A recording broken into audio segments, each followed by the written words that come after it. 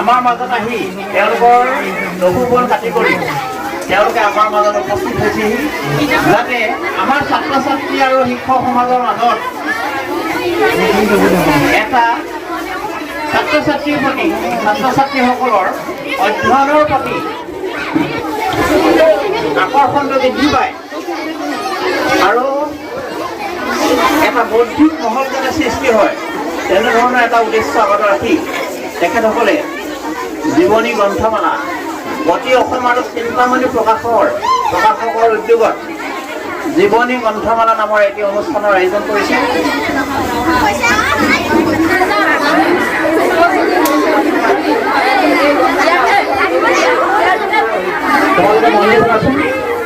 আজি আমাৰ যিটো উদ্দেশ্যত জীৱনী গ্ৰন্থমালাখন আমাৰ স্কুলত মুকলি কৰা হৈছে, এই জীৱনী গ্ৰন্থমালাৰ গতি অসম আৰু চিন্তামণি প্ৰকাশনৰ মুখ্য সম্পাদক শ্ৰীযুত পৰাশৰ আমৰিয়াদেৱ তেখেতে এই গ্ৰন্থমালাৰ উদ্দেশ্যে জীৱনী গ্ৰন্থমালাৰ উদ্দেশ্যে তোমালোকক দুআষাৰ ক'ব, তোমালোকে মন দি শুনিবা আৰু তেখেতক এই সম্পৰ্কে গ্ৰন্থমালা সম্পৰ্কে দুআষাৰ ক'বৰ কাৰণে তেখেতক আমি অনুৰোধ কৰিছোঁ। নমস্কাৰ। তোমালোকে প্ৰথমে মনে মনে থাকা, মনে মনে থাকিবানে? মই ক'মনে? তোমালোকে মনে মনে থাকিলে কম। গোবিন্দপুৰ মজলীয়া বিদ্যালয়, আজি তোমালোকৰ ওচৰত মই আহি মোৰ খুব ভাল লাগিছে। ছাৰসকললৈ প্ৰথমে ধন্যবাদ জনাইছোঁ আৰু তোমালোকলৈ মৰম জনালোঁ। গোবিন্দপুৰত মই প্ৰথম আহিছোঁ এই অঞ্চলত। মই আহিছোঁ ক'ৰ পৰা আহিছোঁ তোমালোকে মন দি শুনিবা। মই বিভিন্ন বিদ্যালয়লৈ যাওঁ, তোমালোকৰ দৰে ছাত্ৰ ছাত্ৰীৰ সৈতে কথা পাতোঁ।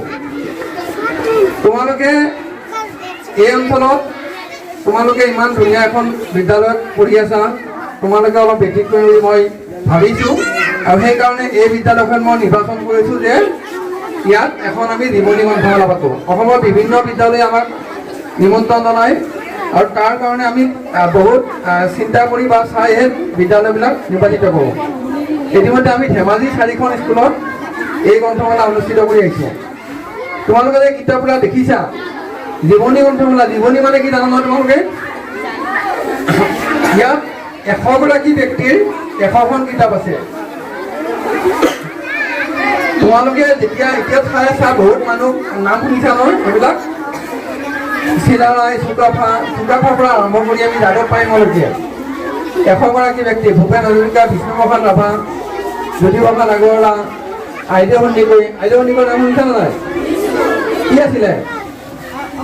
অসমীয়া চলচ্চিত্ৰ জগতৰ প্ৰথমগৰাকী নায়িকা আইদেউ সন্দিকৈ জ্যোতিপ্ৰসাদ আগৰৱালাৰ জয়মতীখনত অভিনয় কৰিছিল, হয়নে? আৰু আইদেউ সন্দিকৈ কেনেকে ওলাই আহিল, তেওঁলোক কেনেকে সংগ্ৰাম কৰিলে, এই কথাবিলাক তোমালোকে জানিব লাগিলে আইদেউ সন্দিকৈ কিতাপখন কিনিব লাগিব। ঠিক ব্যক্তিৰে বিভিন্ন জীৱনৰ কথা লৈ আমি আচলতে ছাত্ৰ ছাত্ৰীৰ উপযোগী তোমালোকৰ উপযোগী কিতাপ প্ৰস্তুত কৰিছোঁ। যিবিলাক আছে সফল ব্যক্তিবিলাকৰ জীৱনী আমি সদায় পঢ়িব লাগে। মহান ব্যক্তিসকলৰ জীৱনী এইকাৰণে পঢ়িব লাগে যে তাৰ দ্বাৰা আমি প্ৰেৰণা লাভ কৰোঁ। তেওঁলোকে এখন ভিতৰুৱা ঠাইত বহুত সমস্যাৰ মাজত আহি কেনেকৈ সংগ্ৰাম কৰি প্ৰতিষ্ঠা লাভ কৰিছে।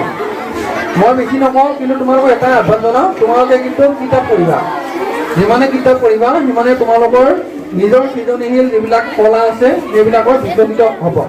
আৰু আমাৰ এখন আলোচনী আছে হিয়াৰ আমধেনু, সেইখনত তোমালোকে লিখিব পাৰিবা। যোনে লিখিব ইচ্ছা কৰা আমাৰ লিখি ছাৰক দিলে হ'ল, ছাৰে আমালৈ পঠাই দিব, তোমালোকৰ লেখাবিলাক আমি প্ৰকাশ কৰিম। আমি বিভিন্ন স্কুলৰ ল'ৰা ছোৱালী মই বিশেষ নকওঁ, বিশেষকৈ আজি এই অঞ্চলত প্ৰথমৰ কাৰণে আহিব ভাল লাগিছে।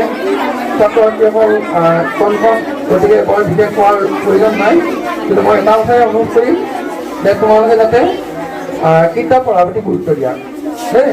তোমালোকে মা দেউতাক ক'বা যে আমাক এখন 50 টকা খৰচ কৰি মাৰ্কেট এখন কিতাপ কিনি আনি দিয়ক দেই। ঠিক আছে, ধন্যবাদ।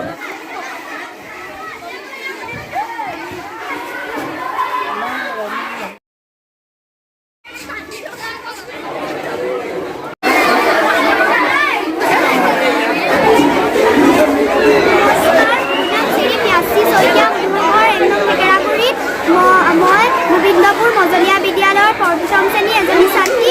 আজি আমাৰ বিদ্যালয়ত জীৱনীমূলক গ্ৰন্থমেলা পাতিছে আৰু গ্ৰন্থমেলাত মই এখন কিতাপ লৈছোঁ। কিতাপখনৰ নাম বিষ্ণুপ্ৰসাদ ৰাভাৰ এখন কিতাপ লৈছোঁ আৰু তাত মই বহুতো কিতাপ দেখিছোঁ আৰু এই কিতাপবোৰ দেখি মোৰ মনটো বহুত উপকৃত হৈছে।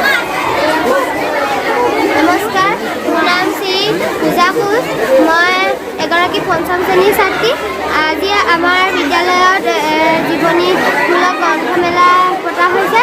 তাত মই জয়মতী কোঁৱৰী কিতাপখন লৈছোঁ। এই কিতাপখন পঢ়িবলৈ বৰ ভাল। নমস্কাৰ, মোৰ নাম শ্ৰী পাখি শইকীয়া। মোৰ ঘৰ গোবিন্দপুৰত।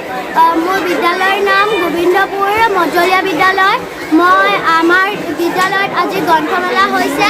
তাত মই এখন ডক্টৰ ভূপেন হাজৰিকাৰ এখন কিতাপ লৈছোঁ আৰু বিদ্যালয়ত বহুতো কিতাপ আছে। সেইবোৰ দেখি মই বহুত উপকৃত হৈছোঁ।